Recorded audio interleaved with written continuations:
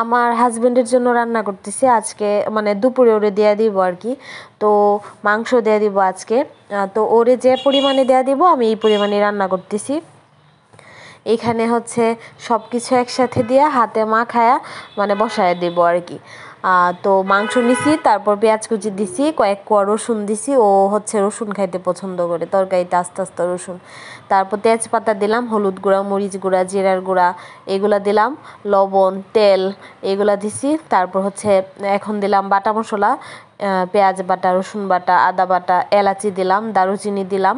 এগুলো দেওয়ার পরেই তো মানে যা যা দেওয়ার আর কি সবই দিলাম। দেওয়ার পরে ভালো করে মাখায়া একটু হাতটা দিয়ে মাখাইছি না, ওইখানে তো মশলাটা আছে, তো আস্তে একটু জল ছিটা দিয়ে দিছিলাম, দিয়ে ঢাকনা দিয়ে দিছিলাম। এখন মাংসটা আমি ভালো করে কষায় নিছি। কষানোর পরে এই যে এখন হচ্ছে যে আমি জল দিয়ে দিলাম সিদ্ধ হওয়ার জন্য, আর হচ্ছে একটা কাঁচা মরিচ দিলাম। তো এটা ভালো করে রান্না করা কমপ্লিট। এই তো এটা কষা কষা করে রান্না করছি।